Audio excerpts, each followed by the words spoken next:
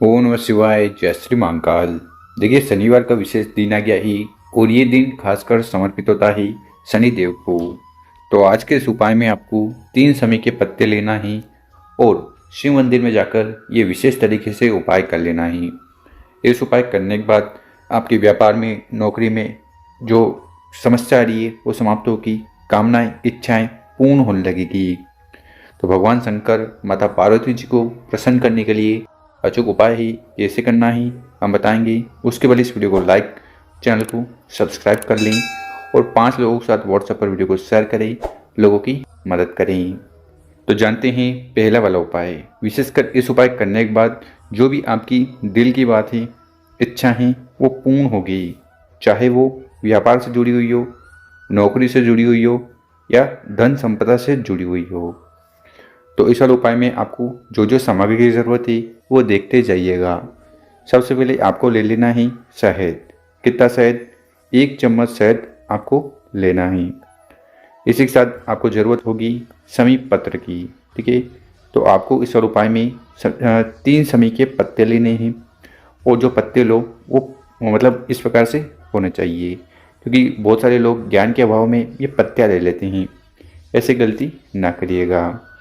इसी के साथ जो भी सामग्री है वो है तांबे का लोटा।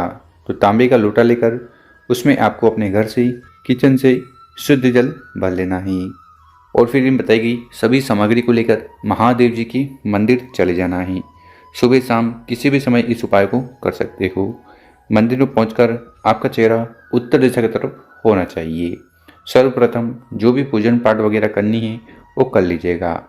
देखिए, शिवलिंग के ऊपर शहद का उपाय करने से घर में सुख, शांति, समृद्धि, ऐश्वर्य की प्राप्ति होती है और भगवान भोलेनाथ को शमी पत्र बहुत ज़्यादा प्रिय है। तो आपको इस वाले उपाय में करना क्या है, जो 3 शमी पत्र हैं उसमें से पहला वाला शमी पत्र जल के लोटे में डाल देना है और ऐसा के साथ जल का लोटा शिवलिंग के ऊपर समर्पित कर देना, पंचाक्षर षडाक्षर मंत्रों का स्मरण करते हुए। ठीक, और जो शमी पत्र है उसको शिवलिंग पर इस प्रकार से आपको समर्पित कर देना है। उसके बाद जो दूसरा शमी पत्र है उसको उठाना है, उसको आपको समर्पित करना है या जलाधारी पर। दोनों जलाधारी के बीच में ये जो लाइन्स या ये जो जगह होती है, यहाँ पर उस बेलपत्र को समर्पित करना है। ठीक है, उसके बाद जो तीसरा शमी पत्र है उसके ऊपर आपको लगा देना है शहद। ठीक है, यानी कि शहद से आपको अच्छी तरह से भिगो लेना है। भिगो लिया, उसके बाद उस शमी पत्र को उठाना ही। सबसे पहले स्पर्श करवाना गणेश जी के स्थान पर ओम गणेशा नमो का स्मरण करते हुए। ठीक, उसके बाद उस शमी पत्र को उठाना ही, शहद वाले को उसको स्पर्श करवाना ही माता के हस्त कमल पर, कटी वाले भाग पर। ठीक, और आखिरी में उस शमी पत्र को शिवलिंग के ऊपर चढ़ा देना ही। तो इस प्रकार से आपको 3 शमी पत्र अलग अलग जगह पर समर्पित कर देना ही। फिर शिवलिंग के पास बैठकर भगवान भोलेनाथ से आपकी जो भी दिल की बात है, कामना ही, जो आप चाहते हो कि पूर्ण हो जाए, उसके लिए प्रार्थना कर लेना ही।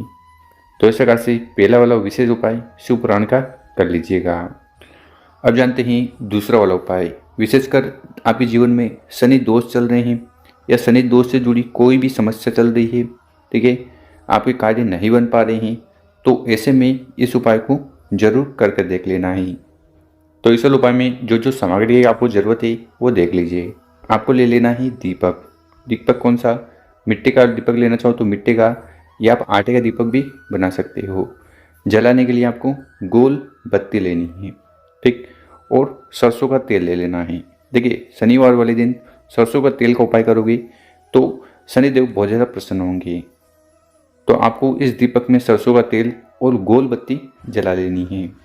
फिर मात्र दीपक को लेकर आपको चले जाना ही पीपल के पेड़ के नीचे। ठीक है, कब जाना है? किसी भी समय इस उपाय को कर सकते हो।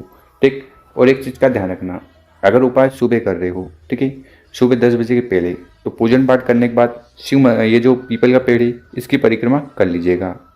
और अगर 10 बजे बाद आप पीपल के पेड़ के नीचे जा रहे हो तो फिर परिक्रमा नहीं करनी है। ठीक है, वहाँ पर पहुँच जाना ही, दीपक को पीपल के पेड़ के नीचे रख कर प्रज्वलित कर देना, जला देना। ओम शनिश्चराय नमो, साथ ही साथ पीपलेश्वर महादेव जी का स्मरण करते हुए और वहाँ पर बैठकर शनिदेव जी से प्रार्थना करना ही कि आपके जीवन के सारे दोष, परेशानी और जो भी समस्याएं, बाधाएं हैं उन्हें समाप्त करें, जीवन में सुख शांति समृद्धि लाएं और जितने कार्य अटके जा रहे हैं उन्हें पूर्ण करें। तो इस प्रकार से पिपलेश्वर महादेव जी और शनि देव जी से प्रार्थना निवेदन कर लेना है। तो शिव पुराण का ये दूसरा वाला उपाय ही जरूर कर देख लीजिएगा। अब जानते हैं तीसरा वाला उपाय। ये उपाय आपकी कामना इच्छा पूर्ण करेगा, साथ ही साथ आपके जितने कार्य अटके जा रहे हैं वो भी पूर्ण होंगे और जीवन में सुख शांति समृद्धि ऐश्वर्य की प्राप्ति होगी। तो इस वाले उपाय के लिए आपको जो सामग्री की ज़रूरत है वो देखते जाइएगा। सर्वप्रथम आपको जल का लोटा ले लेना। तो तांबे का लोटा लेकर उसमें अपने घर से किचन से शुद्ध जल भर लेना ही। देखिए गुरुजी कहते हैं कि आप अपने घर से जल भरकर शिवलिंग पर जाकर समर्पित कर देते हो, ठीक है। तो आप अपने घर का पता भगवान भोलेनाथ को बता देते हो। उसके बाद जीवन की सारी समस्याएं और जो भी दोष हैं वो भगवान भोलेनाथ समाप्त करते हैं। और बहुत सारे लोग ऐसे होते हैं जो तांबे का लोटा घर से न ले जाकर शिव मंदिर से ले लेते हैं। तो ऐसा अगर आप करते हो तो आपको दान पात्र में कुछ न कुछ दान जरूर करना चाहिए। इसी के साथ जो अगली सामग्री आपको लेनी है वो है फूल। कौन सा फूल? स्क्रीन पर देखिए। इस प्रकार से जो सफ़ेद फूल है वो आपको ले लेना है। हाँ, एक केतकी का फूल आता है, ठीक है, उसको छोड़कर कौन सा भी सफ़ेद फूल ले सकते हो। इसी के साथ जो अगली सामग्री है वो है बेलपत्र। स्क्रीन पर देखिए। इस प्रकार से एक प्यारा बिना कटा पीटा स्वस्थ बेलपत्र आपको ले लेना है, जिसमें तीनों डंडियाँ और तीनों पत्तियाँ स्वस्थ हो। और साथ ही साथ आपको ज़रूरत पड़ेगी चावल की। कितने दाने? एक दाना चावल का आपको लेना है और वो चावल का दाना कहीं से खंडित टूटा फूटा नहीं होना चाहिए। फिर इन सभी सामग्री को लेकर महादेव जी के मंदिर चले जाना है। इस उपाय करने के बाद अवधूतेश्वर महादेव जी की असीम कृपा आप पर होने वाली है।